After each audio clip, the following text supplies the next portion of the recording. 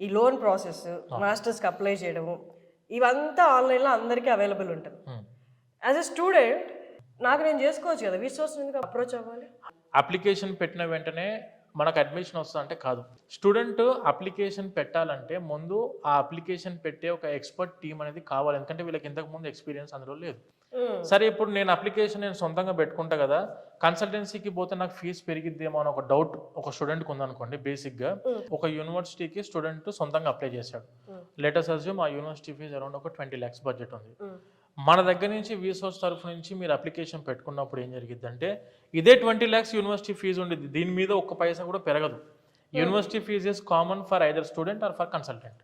మన basic concentration ఏం చేస్తామంటే అప్లికేషన్ పెడుతూ ప్యారలల్గా వాళ్ళకు స్కాలర్షిప్స్ కూడా అప్లై చేస్తాం. యూకే అనుకోండి, letters assume up to 6 lakhs వరకు స్టూడెంట్కి స్కాలర్షిప్ రావడానికి అవకాశం ఉంటుంది.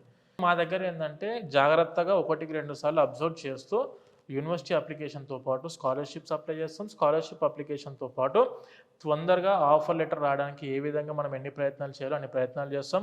ఆఫర్ వచ్చినాక అడ్మిషన్ కన్ఫర్మ్ చేయడానికి హెల్ప్ చేస్తాము.